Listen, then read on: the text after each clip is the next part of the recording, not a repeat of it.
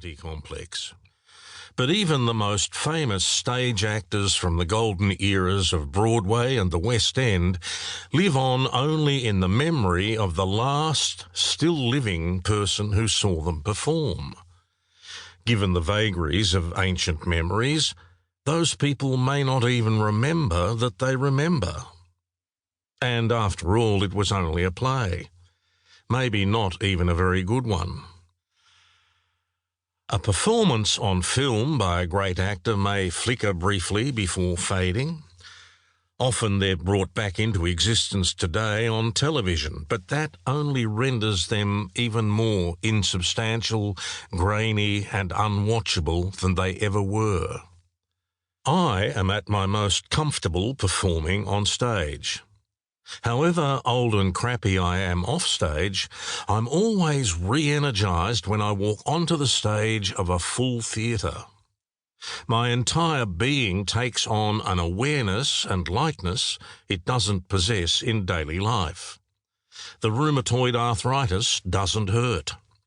Even though I'm partially deaf these days, in those moments, I can hear every sniffle, cough, whisper, or unwrapping of lollies, every softly creeping stagehand, the stage manager cueing lighting.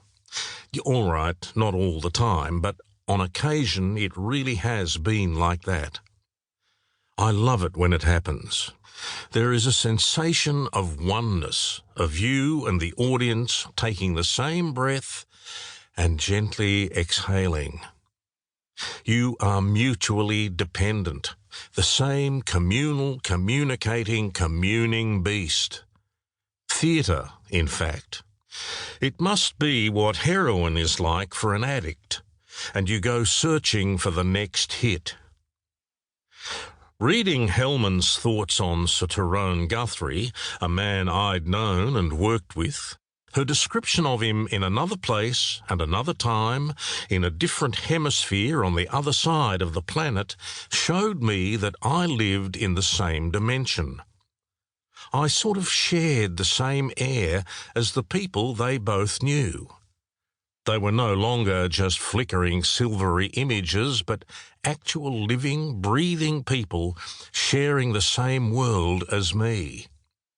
And the same industry.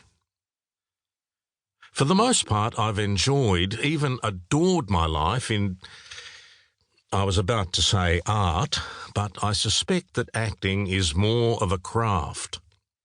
I doubt it can be taught like needlework, but in some cases, that could only be helpful. I apologise for being such a lovey in descriptions that follow of people I've known and loved, and I apologise to the many I've left out.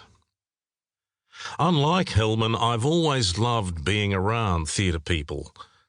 On stage is where I feel most alive, engaged, and sure of my place in the world.